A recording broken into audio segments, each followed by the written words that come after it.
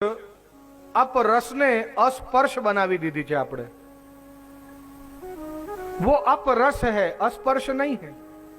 छुआछूत थोड़ी ना, अपने ही घर वालों से छुआछूत कैसी? अपरस शू काम होय छे खबर छे? केम होय आटली बधी मेंढ जाणो छो? शू थाय? जो स्नान कर्या वगर सेवा में जता रहो तो शू थाय? फेर पड़े छे? मने एक जणाए प्रश्न कर्यो कि कृपानाथ आप एम कहो छो कि पुष्टि मार्ग में वात्सल्य भाव थी सेवा करवी के माधुर्य भाव थी सेवा करवी के सख्य भाव थी सेवा करवी, तो आ बधा भावनी अंदर तो क्यांय अपरस देखाती नथी। यशोदा मैया कई नहावा जाए ने पछी दुग्धपान करावे पोताना बाळकने के ला पेला अपरस करी आવું પછી સ્તનપાન કરાવીશ, એવું હોય?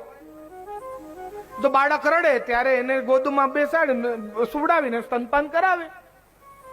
મિત્ર કઈ એવું વિચારે કે પહેલા અપરસ કરું પછી એની જોડે ગેન ચોગાન રમીશ, એવું હોય કોઈ દિવસ? કે સ્વામીની કે પત્ની કે પ્રેમિકા એવું વિચારે કે હજી મેં અપરસ કરી નથી એટલે હું આપને પ્રેમ નહીં આપી શકું, દૂર રહેજો, એવું હોય? अपरस એટલે શું? આ શબ્દનો અર્થ જાણો છો? अपरस આજની તારીખમાં अपरसનો અર્થ બધા શું જાણે છે ખબર છે?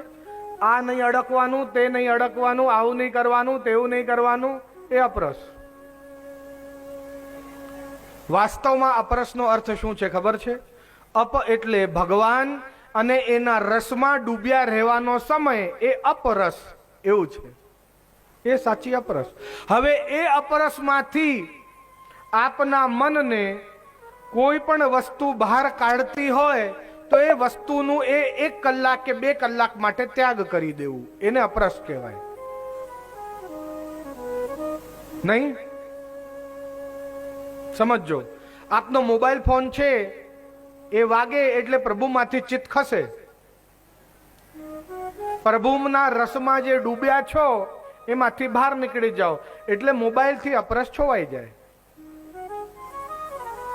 આ એવું છે નથી?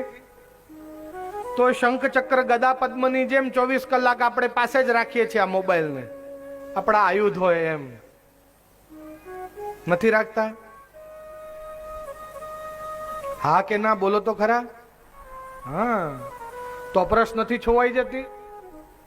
પેલો નાનકડો બાળક દોડતો દોડતો આવે છે કે મારે આ જારી ભરવી છે, એ દૂર ખસ, એ બિચારાને એવી બીક લાગે બીજી વખત આવે જ ના। એને પ્રેમથી સમજાવવાનું કે બેટા તારા બ્રહ્મ સંબંધ થશે ત્યારે તને સેવાનો અધિકાર મળશે, ભગવત સ્પર્શ કરવાનો અધિકાર મળશે, તું આ બીજી બધી ટહેલ કરજો, આ કર, હને? એને એમ સમજાવો। એને તમે આમ તાડશો તો દૂર જતો રહેશે, પછી એને નજીક આવવાનું મન નહીં થાય। अपरस वास्तवમાં ભગવદ રસનું પાન કરવાનો સમય છે અને એના રસમાં ડૂબ્યા હોઈએ ત્યારે કોઈ પણ વસ્તુ એની આડે આવે તો अपरस છોવાઈ જાય। આજે શું તકલીફ થઈ છે ખબર છે? નવા નવા વાહન ચલાવતા શીખવાની તૈયારી કરતા હોઈએ એટલે પેલી